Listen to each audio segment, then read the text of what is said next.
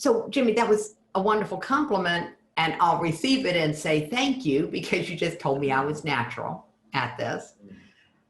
And then you heard a rant from me that I will spare most people, because the reality is that the brain checks out. When you give someone credit for doing something as though it's a natural ability, you're giving yourself permission to be lazy. And everything we've said since then was based on that. So I wanted to just save this for people so that they get it. Gotcha. Okay. Where have you put in your dues? Because I paid my dues to be a show host, and that's what we were just talking about. I gave you my short biography. Where have you paid your dues, Jimmy?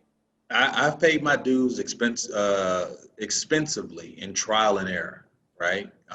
Being gung-ho about accomplishing things that are going to go well no matter what, and then them not going so well, right? And then being challenged to not necessarily just give up, but continue to work to figure out why something didn't happen and what did I do wrong, and given the new opportunity, what am I going to do differently to make sure that what happened previously doesn't happen again. Okay, right? so those are great questions that you asked yourself.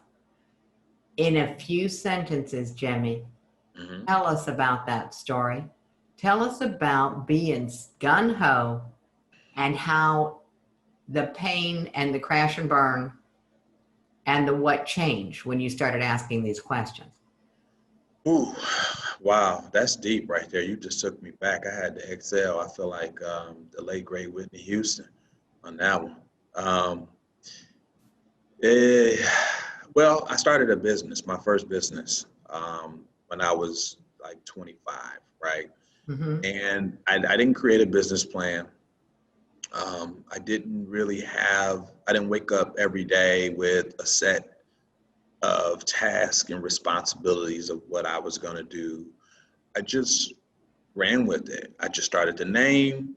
I did, however, do a thesis on what I thought I was going to do, but I didn't stick to it to a T, right? Because it didn't really give me instructions on what the next steps were going to be, what my goals were going to be, how we're going to achieve them, et cetera. All right. How bad did it get, Jimmy? I lost everything, Jackie, and I'm not afraid to say that. It was due to some extraneous factors. I mean, it was a market crash that helped. Let's say it helped speed up things going worse. Right? So the signs were already there that this was Correct. a downhill slide, and it just got accelerated. Exactly. It got accelerated. But I feel like there were some things that, had I had certain metrics in place and a certain plan of action, that I could have pivoted. I didn't pivot well. I tried to, but even in pivoting, it wasn't a well thought out pivot. And it was just another, luck of the draw or hope this thing works out, as opposed to having more. The hope strategy of business. Oh, you're familiar with that one, huh? I'm familiar with that one. I hope this works, because if it doesn't, I'm not going to meet payroll. Oh yeah. I've heard this. I've lived it at some level, but I have certainly heard this from some of my clients too. So yeah, absolutely. So having come from that, what did you have to believe about yourself to try again? I had to continue to have confidence. It took me a while to get that confidence back. I knew that I had the knowledge and the understanding. I didn't have the confidence necessary that would allow me to be able to capitalize on the next opportunities when they presented themselves, right? I think that one of my strongest attributes that I've always had is that I'm not afraid to make mistakes, right? You can never go through life being afraid to make mistakes. So I've always been very ambitious, but I also think that a weakness of mine was that I used to be too ambitious. I used to be a little too overzealous and too overconfident, right? So I had to dial that back and have a controlled ambition. And it took me some years to really kind of figure that out and what that meant for me, as opposed to just being gung-ho and everything is just going to just fall right in according to plan. So, that's where that understanding of what business continuity means and how you maintain that and really, Mm-hmm. analyzing things and strategizing and looking at what the next steps to move forward and things of that nature. Well, cool. Well, thank you. Thank you, Jimmy, for having the ongoing conversation about where you paid your dues.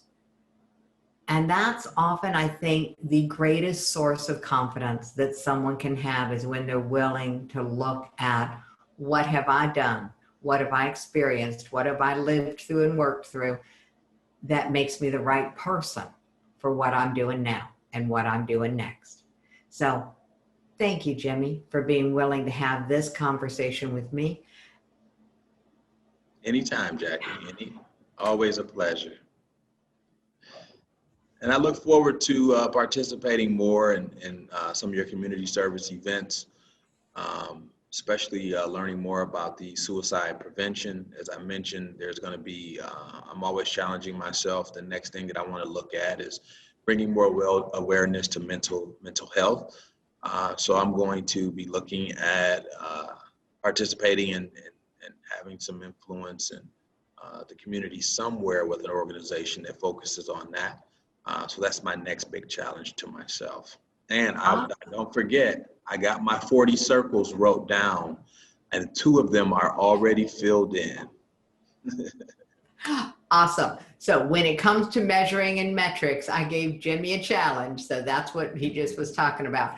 Jimmy, You did. you're paying your dues and we pay them forward. And thank you for coming on the show and paying forward. I really appreciate that. Thank you. Thank you.